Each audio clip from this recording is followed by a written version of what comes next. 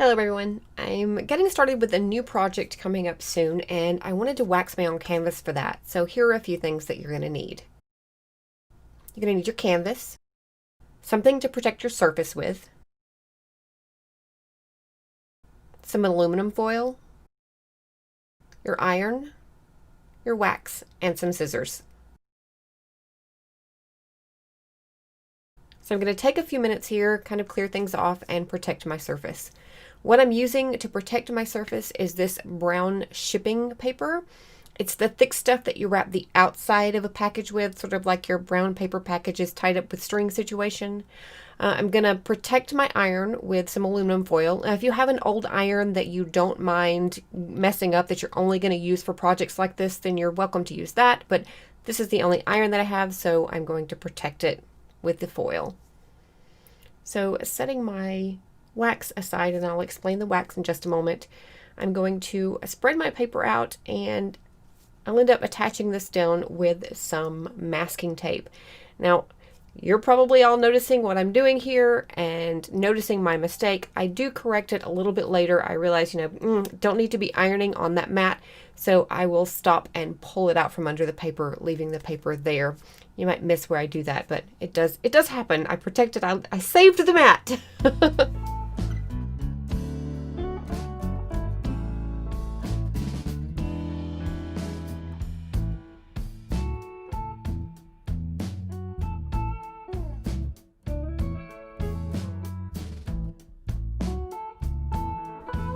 So the wax that I'm using is a combination of beeswax and paraffin wax, and I'll put the recipe up on the screen right here.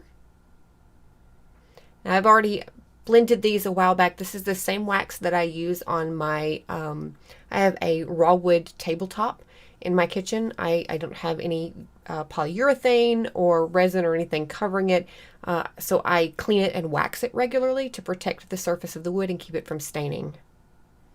So I'm using the same wax that I use for that. So in hindsight, I probably should have ironed this canvas before getting started, but of course I jumped right in with both feet without completely thinking things through because I had this, oh, I want to do this idea, and yeah, I do that occasionally.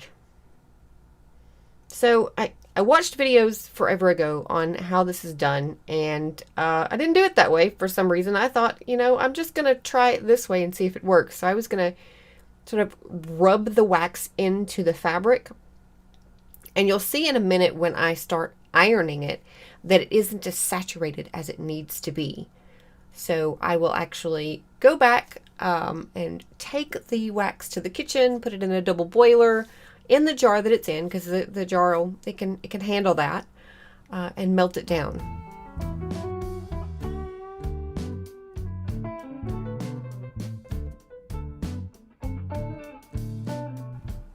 The wax does tend to be a little bit sticky until it's ironed into the fabric. Once it's ironed in, it actually it loses that sticky feeling, and it's actually kind of soft. I really like the way the waxed canvas feels. And you can see here that it's not nearly as saturated as it needs to be. It does change colors. You can see the wax is absorbing into the canvas.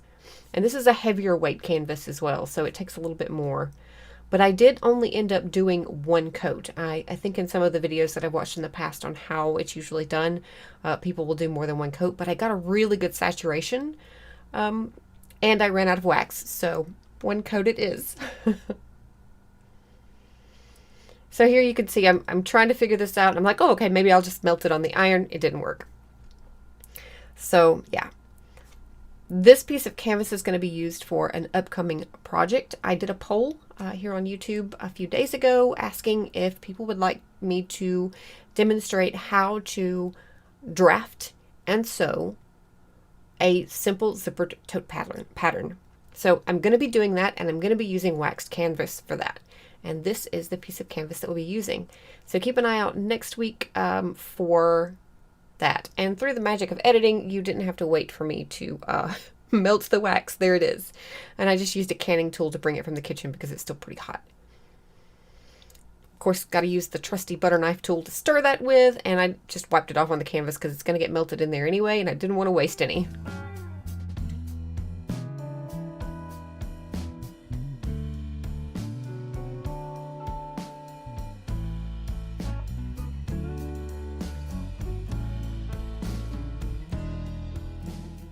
So I'm just going to use this brush and start brushing on. Now, it does cool very quickly, and you can see it there harden as it hits the fabric. Of course, it's kind of chilly in my house. It's winter in Michigan. There's snow on the ground currently. And yeah.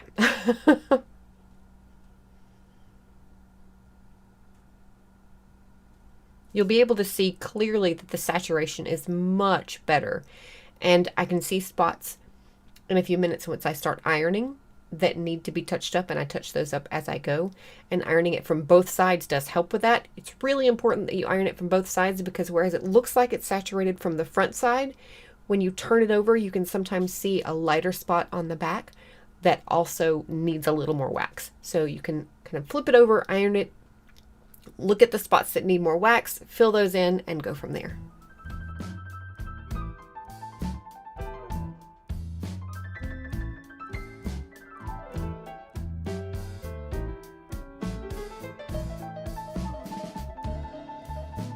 What's important is that you get a good saturation throughout, and that it's a uniform color. That uniform color is going to show you that you've got a good saturation. You can see there toward the top left, there's some spots that are lighter, and the spots that I'm hitting there, those are the spots that looked like it was good, good and saturated from the front side, but flipping it over, it wasn't. So I'm going to go through and correct that here. And in hindsight, I probably could have done this on my kitchen table, gave my kitchen table a good clean, and then done this on the kitchen table so the wax was on the table instead of my countertop. I did thank goodness that the stuff that I used to cover the MDF that I used for my countertop could handle the heat from the iron. I did not test that beforehand. Maybe I should have. Here you can see I am actually going over the top of the fabric with the iron here. Not that it did a whole lot of good, because I wasn't using any steam. And I'm just going to use that wax, or that brush, and brush the wax on until I feel like I've got, some good coverage. It's kind of hard to tell because the wax is pretty much the same color as the fabric. So yeah.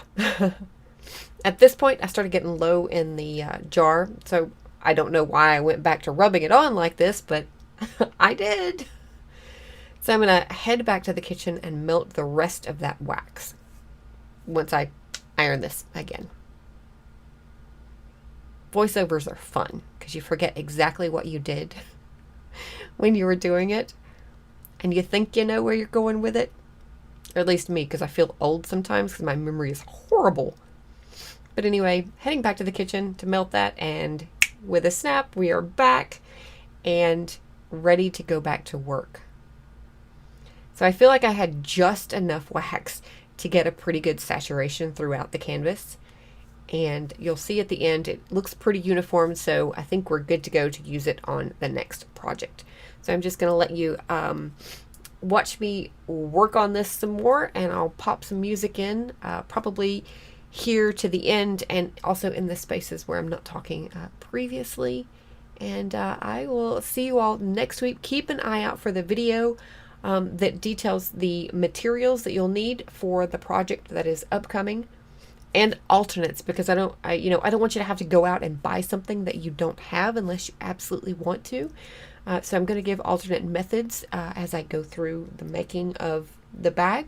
So I will, list a few materials and things next week in a video. That way, and give you, a little bit of time to get things together that you need for the project. And then the following week, we are going to draft the pattern. And then the week after that will be a part 4, or is it 3? Let's see. The first is materials. The second is drafting the pattern. It's part 3. I'm looking at this as part 1. It's not actually part 1.